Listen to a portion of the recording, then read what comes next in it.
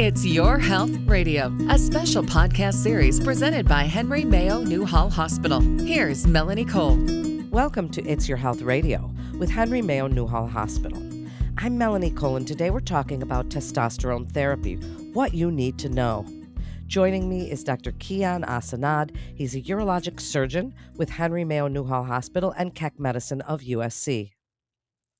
Dr. Asanad, it's such a pleasure to have you with us today. So let's start with, how would a man know? Why would he come to see a doctor to have his testosterone levels checked? What are some of the indications that someone would need it checked? And then we'll get into some, supplementation and some of the available therapies. Absolutely. Some of the signs and symptoms of low testosterone can include low energy, depressed mood, very sexual dysfunction, specific side effects such as low libido, erectile dysfunction. So it's important to know what testosterone is, and so what it does, and so when it's low, the signs and symptoms make sense, right? So testosterone is a vital male hormone. It plays a key role in energy production, sex drive, erectile function. Plays a role in mood, muscle function, mass gain, those sorts of things. So when it's low, men can experience a decreased muscle mass. They can experience increased adiposity or fat development. They could experience just a lack of sexual desire. Their erections can get worse. They can just feel fatigued and have low energy. So usually men who come in checking their testosterone usually have one of those signs or symptoms, and we want to check their testosterone to rule it out as a potential cause. Well, thank you for that. So, Dr. Asanad, before we get into some of those available therapies, what lifestyle factors, such as exercise, diet, sleep, can men take to help their testosterone levels before they'd consider supplementation?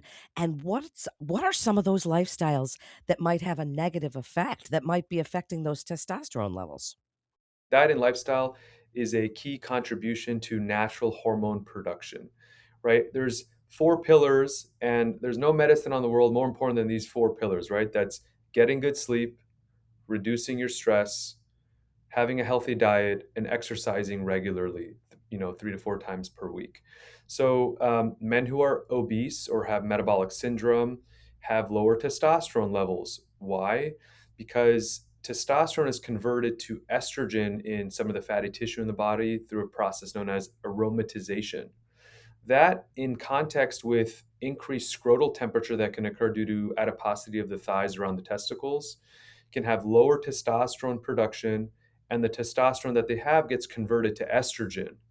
So, reducing your weight, maintaining a healthy diet, typically a Mediterranean diet, um, regular exercise can improve natural testosterone production through weight loss. Strength training is important, targeting some of the large muscle groups, such as the chest, such as the thighs. Those are some of the most key lifestyle factors. Stress reduction is very important, right? When your cortisol levels are high, that can suppress your body's testosterone production, as well as sleep. Lack of sleep can cause issues with the hypothalamic pituitary gonadal axis, or the HPG axis in short, and disrupt normal testosterone production. What about things like smoking and alcohol? Do they affect testosterone and hormone levels? To a degree, I mean, and not directly, but it all goes hand in hand with not maintaining a healthy lifestyle. Drinking, men who are smoking or drinking regularly typically have some of these other comorbidities that go along with it. But smoking and drinking on and of itself may not necessarily just absolutely reduce your testosterone. Well, then, Dr. Asanad, tell us about some of the available forms of testosterone therapy out there. We hear a lot in the media. People are worried about side effects. Tell us about the safety and efficacy of these various forms of therapy.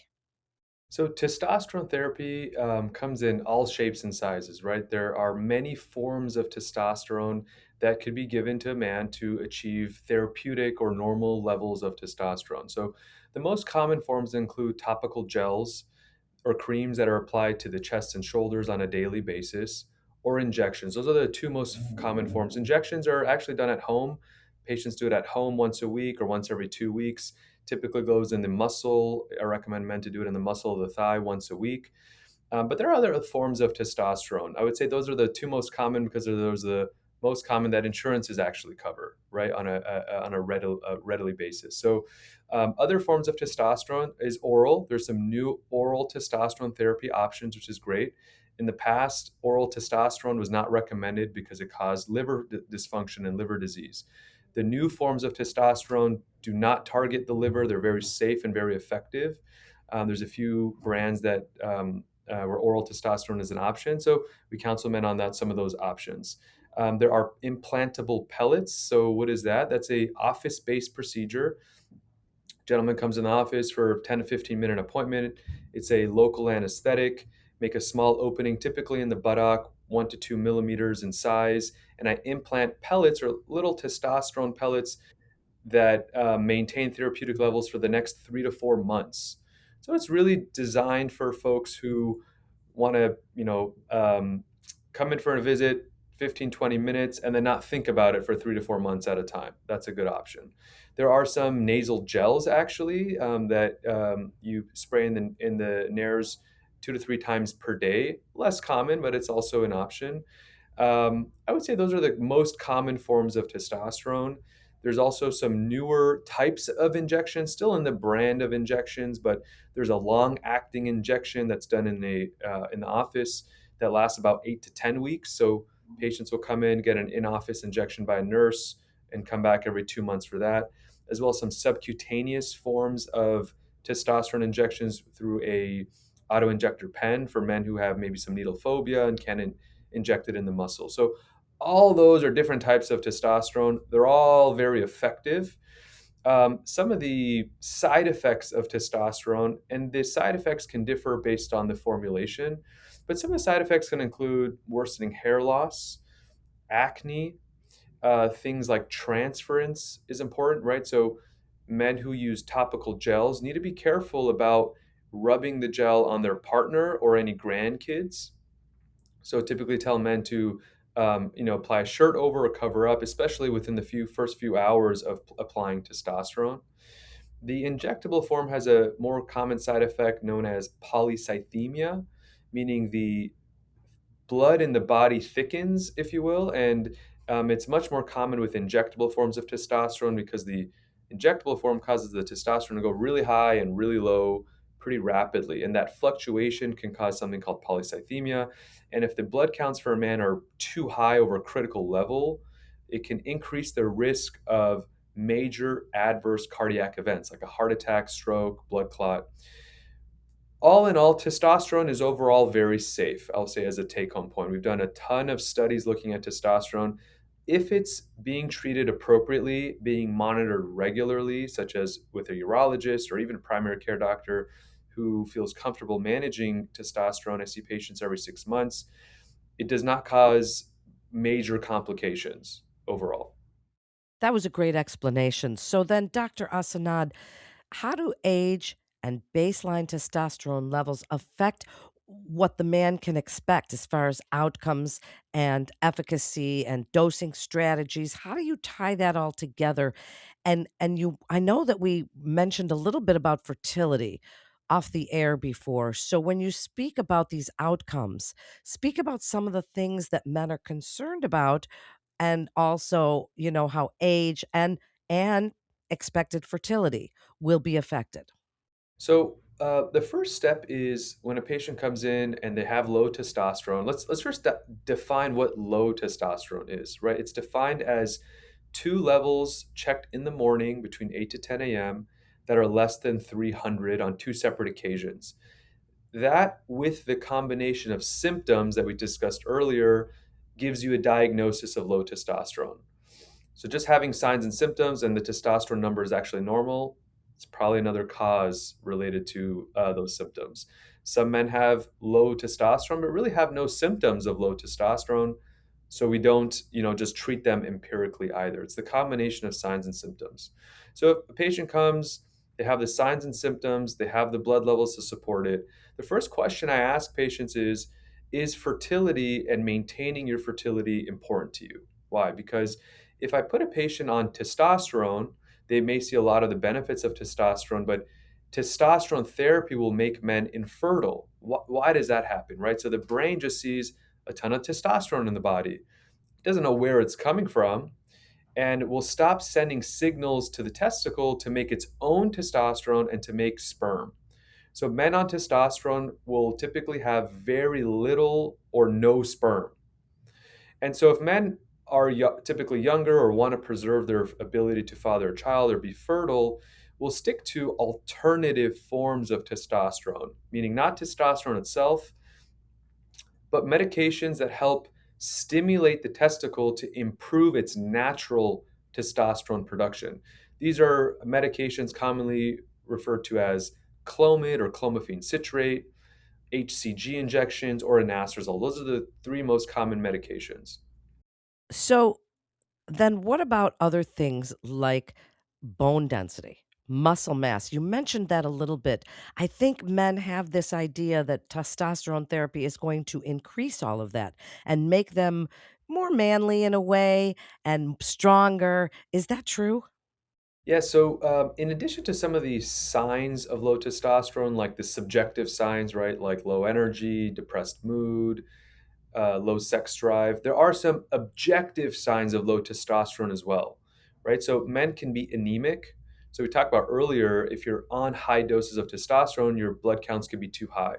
But men who are chronically have low testosterone, they just don't make as much blood, and they could have low energy because of anemia. That's a objective sign of low testosterone. So putting that patient on testosterone will improve that objectively as well. Bone density is very important, actually. So, testosterone and estrogen is very important for your overall bone health.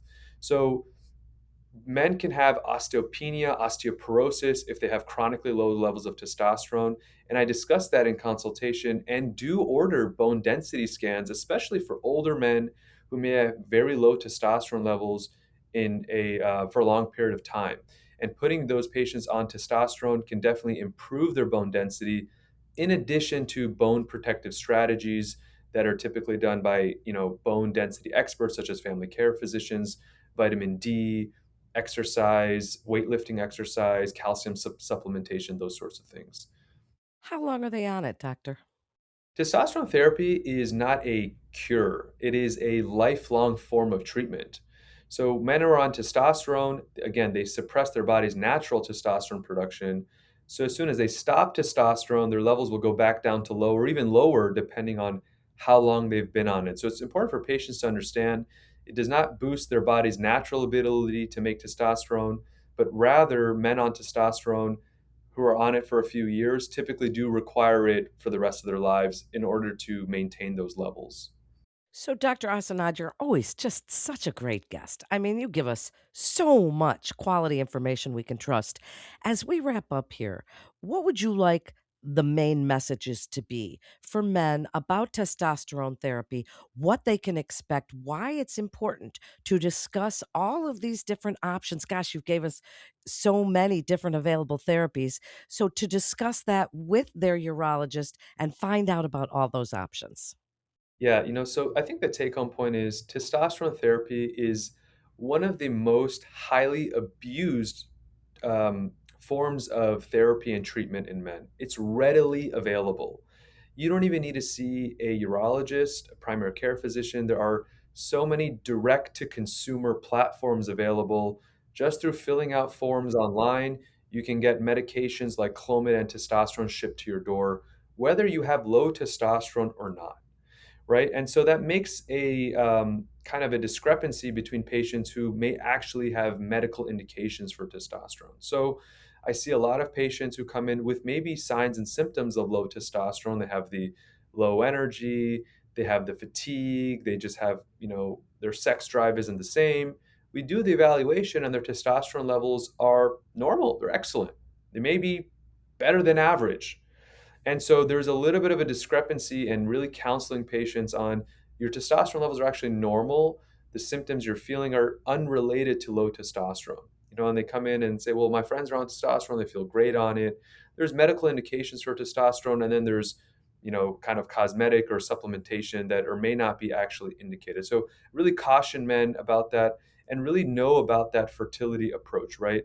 I see so many men come into the office and are wanting to conceive. They're on testosterone and have no idea that they're infertile because of testosterone therapy. It's typically not permanent. I do need to reboot the system, if you will, with certain medications, but it can take some time to get sperm back and optimize their fertility. So I would say in take home, it's the signs and symptoms with low levels that really make that diagnosis. Number two, is fertility preservation important for you? If it is, then we should not be on testosterone, but consider other forms of alternative testosterone therapy. And number three, just really look out for what works from your lifestyle standpoint, whether they're injections, gels, oral testosterone. Really, there's a lot of different options available. Thank you so much. And I'm so glad you brought up all of those options that are out there to your door without a prescription, because like you say, it's highly abused, and this can be something that really changes what a man thinks he's going to get from these types of therapy. So it's so important that he speaks to a urologist such as yourself to get the real information that he can trust. Thank you so much, Dr. Asanad, for clearing all of that up for us and giving us great information. Thank you again. And to learn more about testosterone therapy, please visit the free Henry Mayo Newhall Hospital online health information library at library.henrymayo.com. That concludes this episode of It's Your Health Radio with Henry Mayo Newhall Hospital. Please remember to subscribe, rate, and review It's Your Health Radio on Apple Podcasts, Spotify, iHeart, and Pandora. Until next time, I'm Melanie Cole.